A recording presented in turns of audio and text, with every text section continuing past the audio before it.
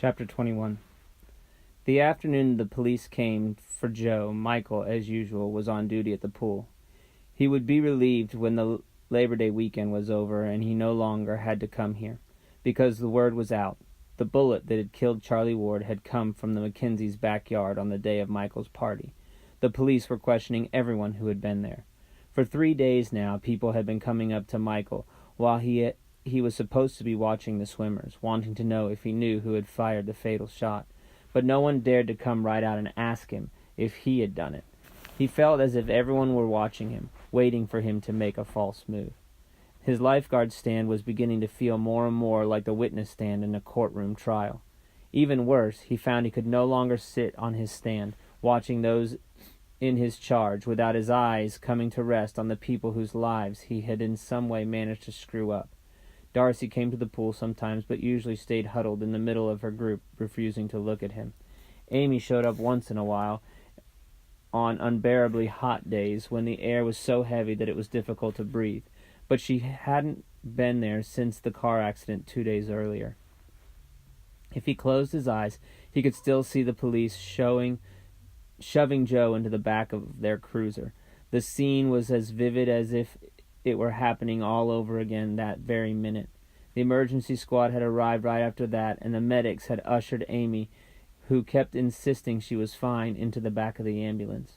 Michael had waited, giving the police all the information they required, accepting the ticket for careless driving as his due. Then he took Joe's car and followed Amy to the emergency room. But since no one would allow him to see her, there was nothing to do but sit in the waiting room until she was discharged. After what had seemed like the longest hour of his life, Michael saw Pappy coming toward him. He had managed to get a ride with a neighbor and had just come from seeing Amy. "She's fine," he announced when she saw Michael.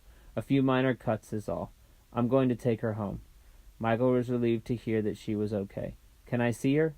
Pappy scratched at his goatee. "Probably not a good idea right now." He had tried to call her later that night, but Pappy had answered the phone. He explained that Amy had gone to bed early and he didn't want to wake her. Michael scanned the pool without really seeing anyone. He couldn't concentrate. What if this latest fiasco had dealt the final blow to his relationship with Amy, just when he thought she might give him another chance?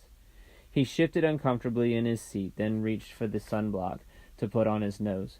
When he glanced up again, he spotted Jenna Ward sitting on the edge of the pool, talking with her dark-haired friend, the one she had wanted to introduce him to on the night of Judd Passarello's party. Michael still dreaded starting the new school year, still wondered how he was ever going to face Jenna in the halls. But he had grown accustomed to seeing her during the summer, and had convinced himself that he could do it. He would do whatever it took just to keep going, because he didn't have a choice.